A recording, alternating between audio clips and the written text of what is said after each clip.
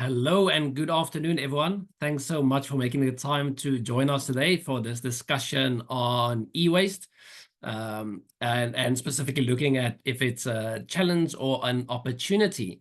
So yeah, welcome. And I am Christo van Skalkwyk. I'm from the Circular South Africa team, or CSA for short. And today I'm joined by Aisha Lotte from the Sustainable Recycling Industries, one of CSA's partners, which I'll give the floor to in a moment, so she can go through in a bit more detail about e-waste. But first, before we jump into that, I would quickly just like to give you a bit of an introduction on CSA and this circular lunch club the concept that we have created. So CSA is a platform that was created in 2023 with the vision to amplify the potential and value of the just circular economy across South Africa. And Mark, my colleague, will share a few links in the chat now so that you can read a bit more about CSA and join as a member and interact through our various platforms. So thanks for that, Mark. And then quickly on this specific session that we're having today, this circular lunch club concept. So there's so many webinars and things ongoing these days. I'm sure a lot of you guys have witnessed a bit of fatigue and information overload when it comes to long online sessions. But we believe it is still very important to share the type of content that CSA would like to share, and keep the momentum going and keep the conversation going. So we decided to do this more shorter, more bite-sized format of informal sessions, which people will be more likely have time for to actually join. So what we try and do is keep the presentations quite short and to the point, and also give a bit of opportunity for interaction, audience interaction as well. So the idea of these sessions is just to whet your appetite and give you some info to afterwards go and read up a bit more. So just before I hand over to Aisha, I just want to take a minute to do a quick intro about e-waste, the topic, and a closely related topic, extended producer responsibility, or EPR for short. So one of the things that we did before this session is we had a quick online poll and asked two questions. So asking people, do you have broken electronics at home or at the office? And do you find it challenging to deal with e-waste? So I'm definitely in this camp, as I think most of you are. 100% of our respondents said they do have broken electronics of some sort at home or at the office. And I think we can all attest there's always an old phone or an old charging cable or a broken blender somewhere that we don't really know what to do with. And that leads us to the second question of, do you find it challenging to deal with this electronic waste? And also the majority there, which I'm also in that camp, as you don't really know what to do with this electronic waste. Yeah, what do you do? And that leads us to the EPR discussion that actually gives us an idea of what should happen at the end of life with all these electronics that we don't know what to do with. So just a quick definition, and I'm sure Aisha will go a bit more into detail about EPR as well later on, is the definition of EPR is it's an environmental policy approach which producers are given a significant responsibility for treatment or disposal of post-consumer products. So this includes either financial responsibility, physical responsibility, or both. And then the purpose of EPR is it aims to incentivize producers to design environmentally friendly products and to have a greater responsibility for the end-of-life management of their products, thus reducing overall environmental impact. So leading on to that, I'm sure all of us know that all type of the waste is bad, whether it's plastic or packaging or organic waste. But e-waste is a specific worrying one because of all these nasty things that we find in e-waste, and especially when we get to these type of heavy metals, so the lithium, mercury, lead, and I'm sure most of you have heard about all these heavy metals and how detrimental they are to human health. So this just makes it a bit more, we should handle e-waste with a bit more respect so that we don't pollute our own water supply and our own food supply in the way that we are currently doing. And then just to close off, a quick final example of a company that we think actually got this quite right. So it's an example from the Netherlands called Fairphone. So this is a very exciting example because unlike most of the phones currently on the market, which are completely sealed units that you can't do anything with personally, these are completely modular phones, which the user can repair or upgrade as they want to. And why this is exciting, so say, for example, you just want a better camera on your phone. You can actually buy the little camera unit and upgrade the camera on your phone. If your battery life is going down, you can change your battery. If you want more processing power, you increase the processor. So it's completely modular. And at the end of life, you take these phones back to Fairphone, and they actually refund you for what you give back to them. So this is a very exciting example of how e-waste can be managed at the end of life of e-waste specifically.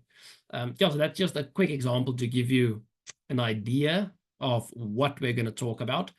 And then I think I'll hand over to Aisha next, just to go into your presentation. I'll stop sharing on my side, and you can share, just so that that we can start this discussion on whether e-waste is really an opportunity or a challenge or a headache, or what what do we do with this thing? Yeah, no, Over to you, Aisha. definitely both, unfortunately. It is both a challenge and an opportunity. Hi, everyone. Thanks so much for joining. I'm Aisha Latte, a mineral and environmental law consultant working for the Sustainable Recycling Industries, or SRI. I am also completing my doctorate at the University of Cape Town, focusing on e-waste, EPR, and everything in between, and to infinity and beyond, obviously. And I'm here to really provide a snapshot on 3 key points. 1, the problem and the promise of e-waste. 2, EPR, that being extended producer responsibility and how it impacts e-waste in South Africa. And lastly, giving you more of a big picture of the governance of mineral circularity. A note on the Fairphone, it's a brilliant product, and I love the fact that things like that exist. But the most sustainable phone is the phone that you have. Do not consume more. Try and keep that in circulation as much as possible. So just a kind of note on that.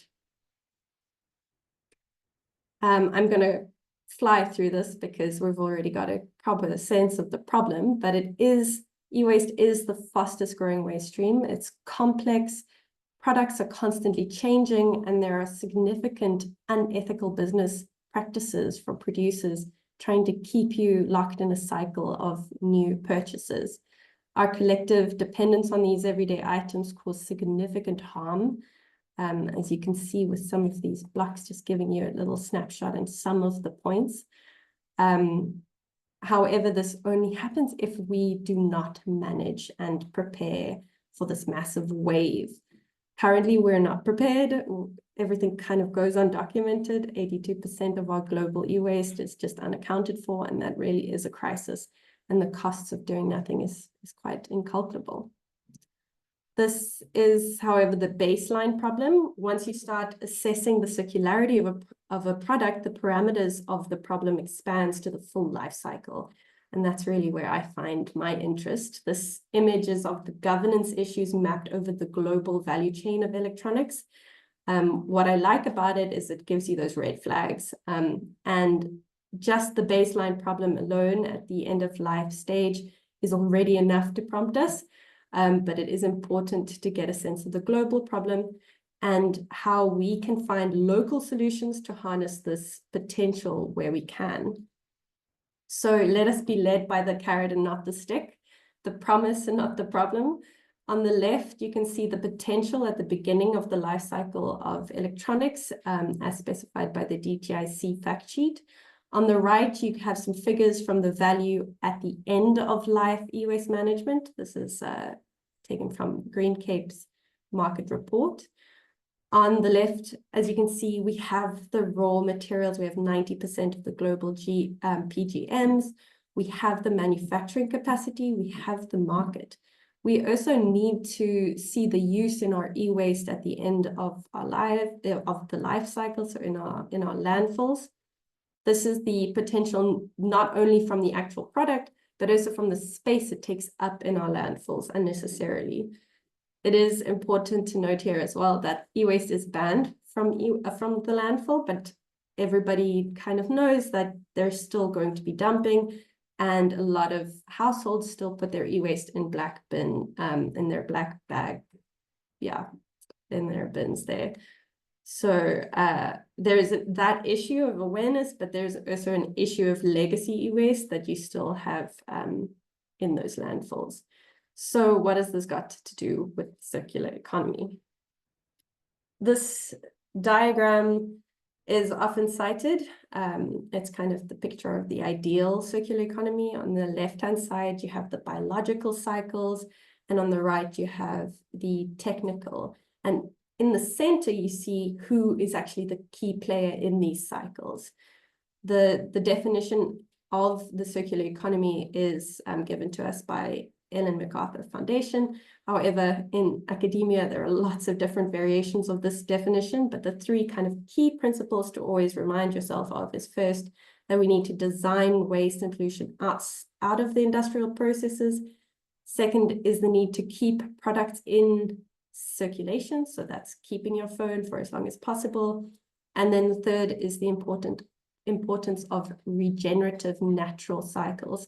So right now, my focus is more on the technical side of things, but maybe in the future we'll have bioplastics used in our electronics instead of these additive, flame retardant plastics that we currently use. So both of these images read together gives us a good sense of who, what, where, when, and how this e-waste problem manifests, and the promise that we can try and intervene at certain points. The question that EPR is trying to answer is the governance on the other side of the value chain, the technical cycles that come from the end of life stage, the resale, the reuse, the recycle side of things. I would argue to take true responsibility, we cannot unpack the responsibilities just at the end of life.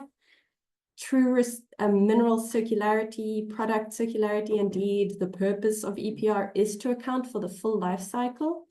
However, within the South African jurisdiction, we can only do so much, but we can, perhaps what we can do is still quite impactful.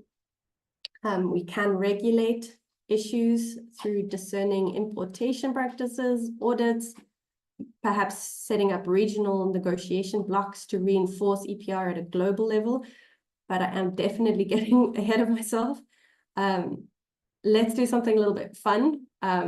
It might be fun more for me than it is for you, but we're going to go through the law with lots of animations to try and keep you as excited as possible. But I think it's very important that we actually see how EPR is defined in our law and how it is interpreted to account for the full life cycle of a product. So first animation, fun stuff. We have, most importantly, the NEMA, our principal act, our National Environmental Management Act. And this is aimed at furthering our right to a clean and safe environment. What does this act say about EPR? Well, it doesn't expressly mention EPR. However, from an interpretation standpoint, it provides various key principles, including sustainable development, that ought to guide how we interpret specific environmental management acts. The one that's most important to us right now is the National Environmental Management Waste Act, or NEMWA. So if I say NEMWA, you know which one I'm talking about. NEMWA defines EPR as a measure that is, oh, wait, let me rather just get, there we go, fancy stuff. EPR is defined as a measure that extends a person's financial or physical responsibility for a product to the post-consumer stage.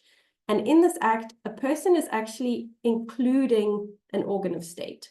So just clarifying who's included in that broader sense of the EPR definition. From that, we have the EPR regulations, and the regulations, it's important to note the kind of crucial flow of legal interpretation.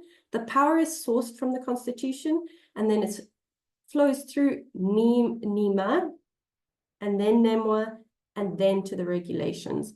So the EPR regulations define EPR as a producer's responsibility and adds to that post-consumer stage the product's life cycle. So that's where you first get a sense of the word life cycle. The producer is then defined as any person or category of persons, including a brand owner, who engages in commercial manufacture, conversion, refurbishment where applicable, or import of new or used identified products. From the regulations, then, you get a further document that kind of identifies a specific product for the electrical and electronic equipment sector, and that also defines EPR, but mostly copies and pastes the definition. So not multiple definitions that can kind of potentially be read differently. It's pretty much the same, except that it does change the definition of producer to take away the bracketed where applicable. And that kind of interpretation could be a mistake, but it does raise questions as to what do they mean by that? Why have they removed it? There's always a legislative intention there. So now that I've given you the full overview of the wording and the laws, and now, of course, I'd like to share some of my gripes with all of these black letter laws. So I suspect you probably already know some of them because I've highlighted them, but I would argue what we have here is a clear focus on individual producers and their actions, person, producer, and their responsibility. How the system is currently set up, though, we see fees based on the weight of products placed on the market, and we have a highly competitive PRO system that drives the fee determination within a small market of competing organizations. This really doesn't provide a lot of room for individual producer incentives to change their business practices. It's far easier for those producers to just externalize this cost further to the consumer, and doesn't give you that clear connection of what are your individual practices and do we incentivize better practices from you. Who we decide to include in the producer is also an issue of mine. By including refurbishers, for example, you are placing a fee on an actor that is actively trying to support reuse. So their activities are part of a value chain that should not necessarily have the same amount of responsibility as original manufacturers. So those two gripes kind of speak to one another in that sense. Ultimately, the regulations and product notices need to provide that granularity to effect the envisioned NEMA and NEMWA purposes collectively. But EPR is, again, not a silver bullet and will not provide in isolation when we're transitioning from practice to implementation of true responsibility of a life cycle. So what is also important to understand is the host of different levels of governance that highlight different policies and laws and standard operation procedures. And supporting that vision of circularity, we'll have to remind ourselves of those core principles throughout these levels. And for me, it's always very important to just ask some of the obvious questions.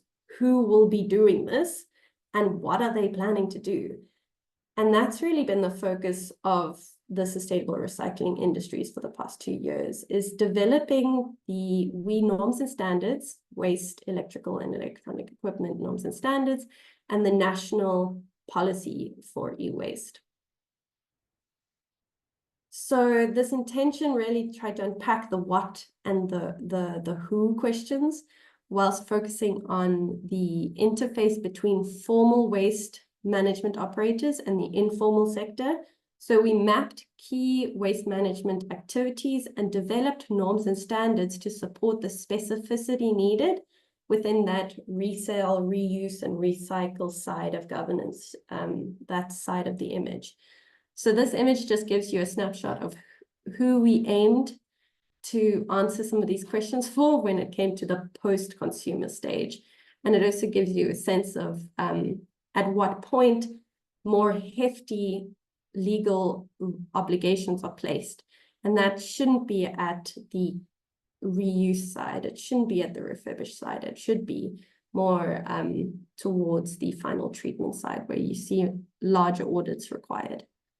So that was a very quick run through, and hopefully we'll have some time for discussion. Thank you so much. I will copy and paste all my details. And I really urge you all to go check out our website that gives a little bit more clarity on personal solutions. So if you're wondering what to actually do with your e-waste, this will help. So please do visit We Are SA. I'll drop a link in the chat. And yeah, hopefully we can have a quick discussion. Thanks. Excellent. Thank you very much for that, Aisha. Really appreciate it. And I think now we have 7 or 8 minutes that we can quickly go into a quick open discussion. If there's any questions. I can see there's already a question in the chat. Yes. From which perspective are we addressing e-waste concerns, global north or south? Great question. I just think it's important to recognize that it's completely interconnected. What happens in the global north will have repercussions in the global south. How we address this e-waste issue will depend on who's in the room at a specific time. So when it comes to a regional block, that's where I would find our strength. If Africa has a general perspective on how we should manage e-waste, and that is focusing on placing responsibility on producers, that's where we see the market kind of having a strong foothold in the negotiation.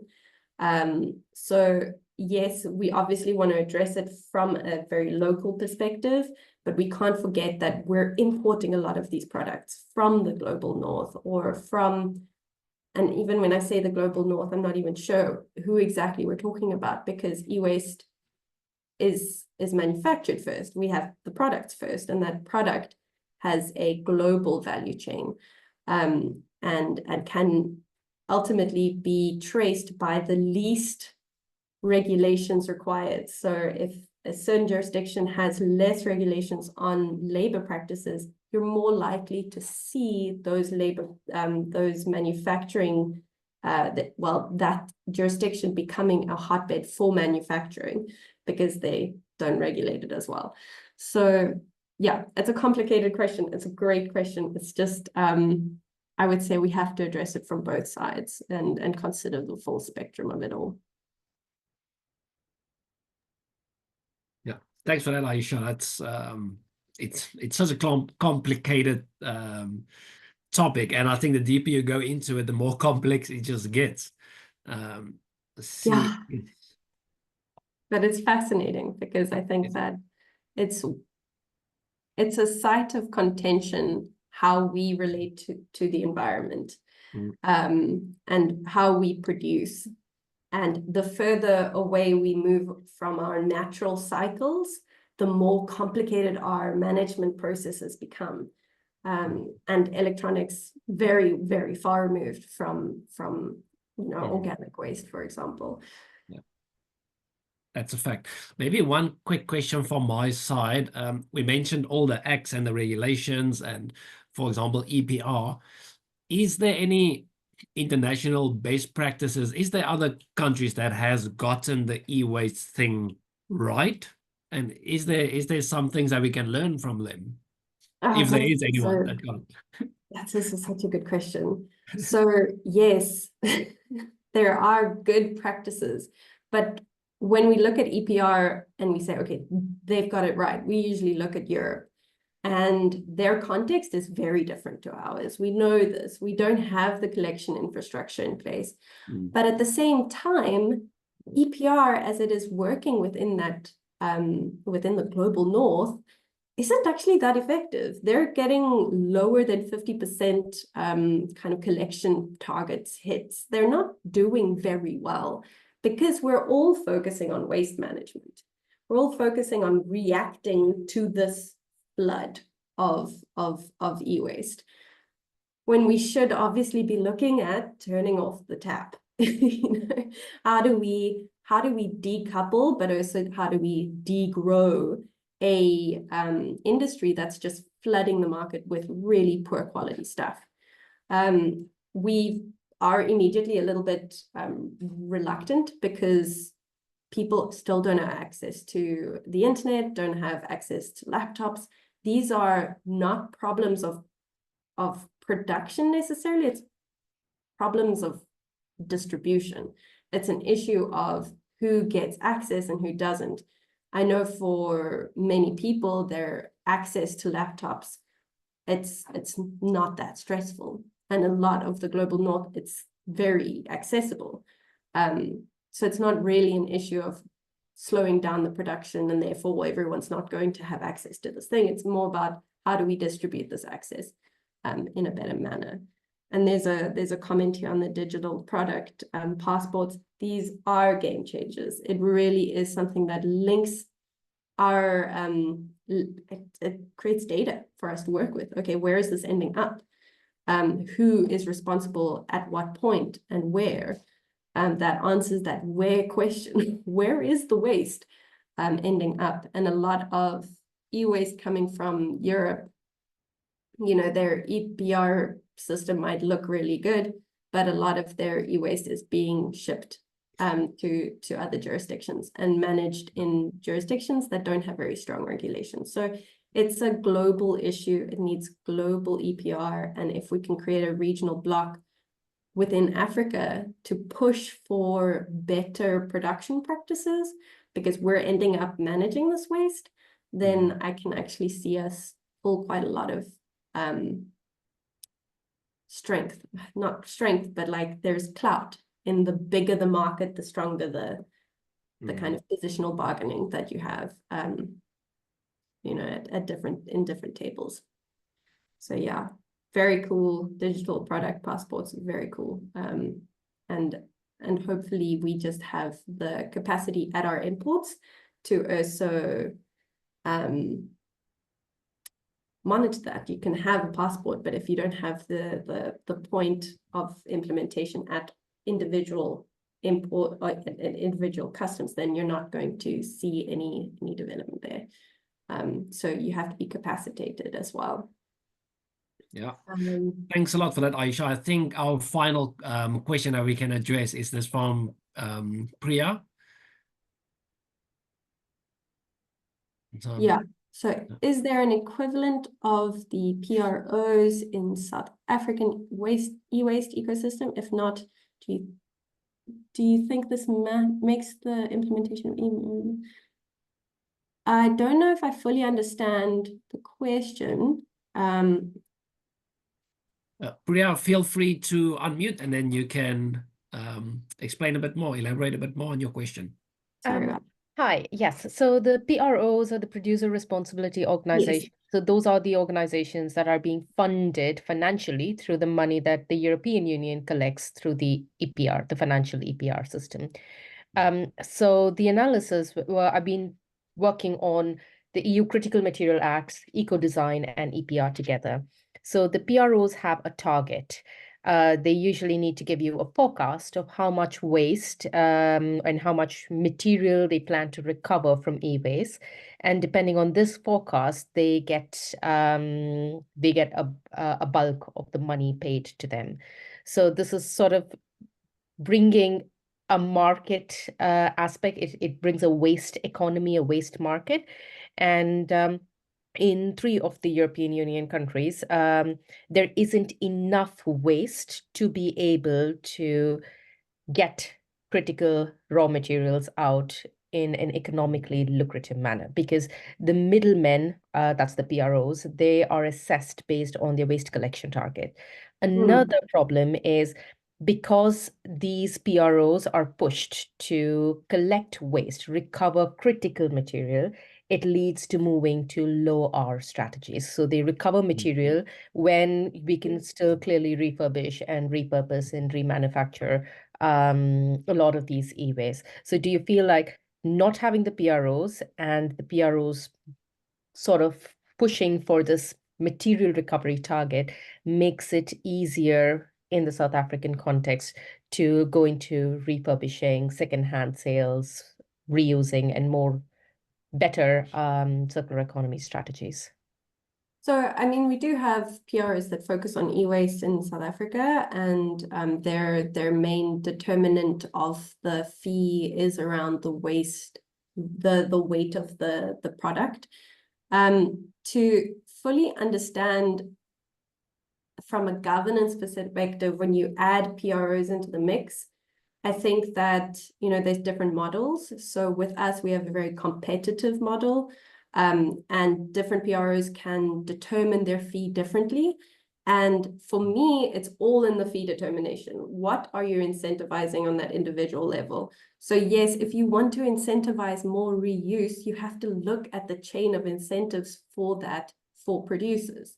So for example, we have in our kind of fee list of what to consider when determining the fee, we have weight of product, which is what I've already mentioned, but is often over relied on.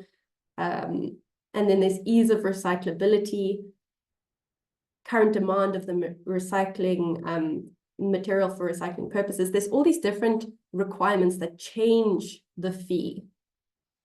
And it's at that point that you could say, okay, with your life cycle assessment, we want to see that, we want to assess how this product is made, and whether we then attribute your fee to the point of reuse. That's where you can find that out and individualize it. It's very difficult to do that, and I think that's why everyone's struggling, because there's so many producers doing so many different things, different products.